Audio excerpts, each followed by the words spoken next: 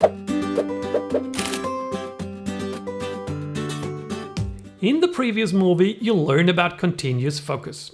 Now, some cameras can not only focus continuously on your subject, but also track it across your frame. We will try to get a list on our website to help you find out, but for the moment I have to refer you to your manual to see whether your camera supports that function or not. Believe me, it's worth to have a look, because if your camera does this reliably, it gives you a lot of freedom and you can again concentrate on the composition rather than keeping your subject at a certain focus point.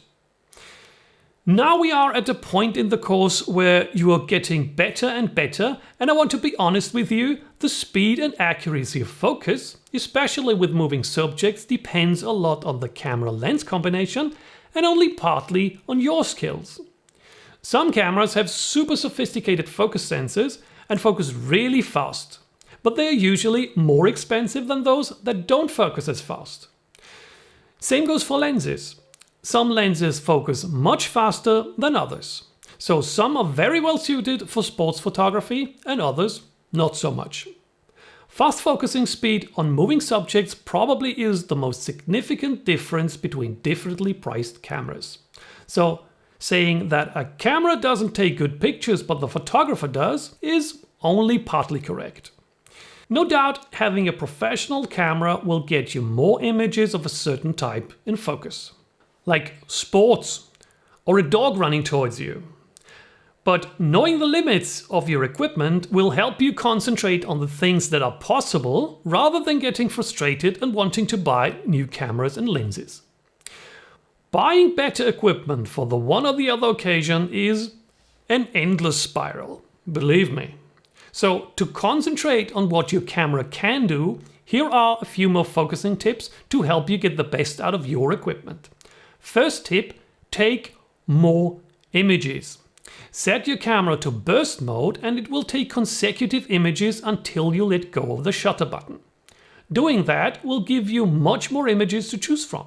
And of course the likeliness that one of them is sharp is much bigger than if you only have one or two images.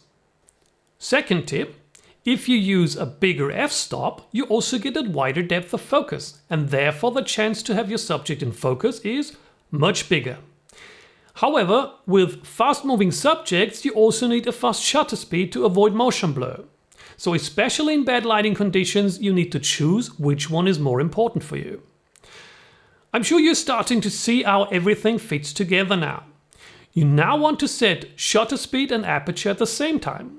You're on the finish lane to manual mode, so stay tuned. The next chapter is all about manual mode and will open your eyes once again. Talking about manual and getting back to focusing. One thing we must not forget to mention is manual focus. Manual focus lost a lot of its importance with cameras getting better and better in autofocus. However, there are still situations where manual focus is your only choice. Like for night sky photography, when it is too dark to autofocus. Or when taking pics of animals in a zoo behind a fence or in a cage. The camera focuses on the fence, but you want to focus on the animal instead. No worries, switch to manual focus, zoom into your display in live view and rotate the focus ring until the subject is in focus. As long as it is not moving, manual focus has become a piece of cake in digital photography. But let's get back to autofocus again. In the first video of this chapter, I promised to talk about workarounds for correct composition when using the middle focus point. One workaround would be to take a wider focal length and crop in your editing software. But if you want to have the background as blurred as possible, this is not the preferred method because that means you will lose a lot of blur. That brings us to the next method, focus recompose. You would do that, for example, with portraits or other shots where your subject is not moving. Which focus mode are you going to use for that? AFS, correct.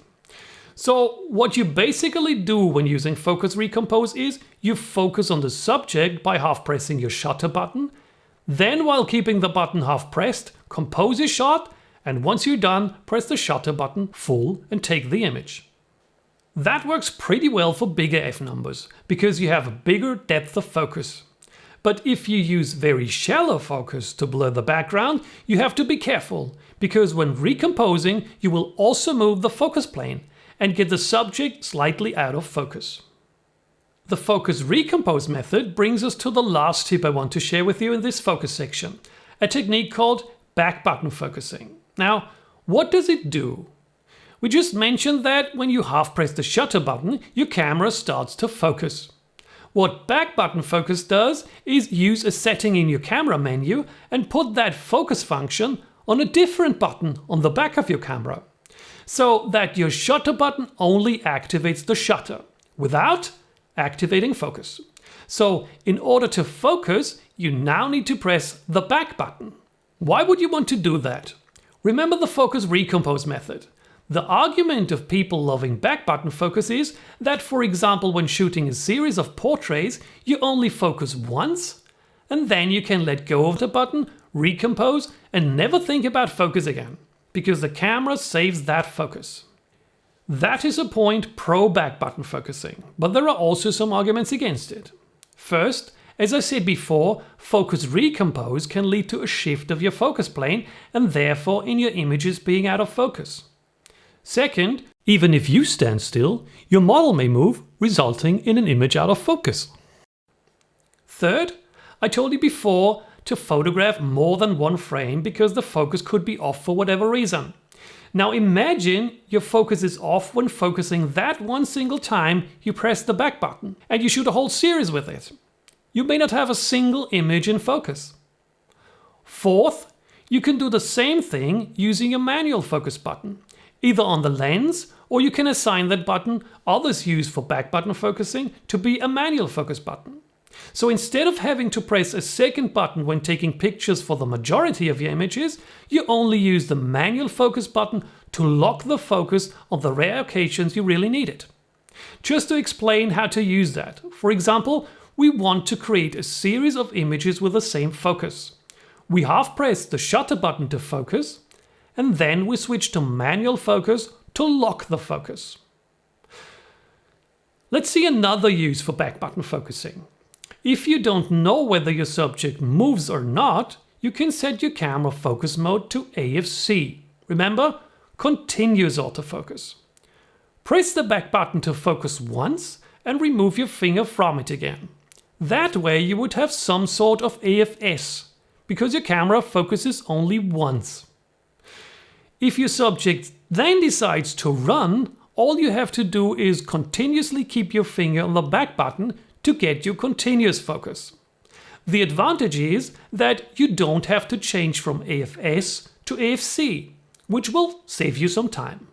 An argument against that is AFS is usually more accurate for subjects that don't move, so using AFC might not give you the same consecutive results that AFS would. So you know the pros and cons of back button focusing. I would suggest you try it and see if this method creates better results for you, because that is all that counts. That was a lot to digest. If it was confusing, please ask your questions in the comments below. Plus, I suggest you repeat the video if you didn't fully understand what I was talking about. Reading or watching a second time extremely improves learning. So I recommend doing that before you continue to the next movie. If this video was helpful for you, please help us rank higher in YouTube searches by subscribing, leaving a comment, or simply spreading the word.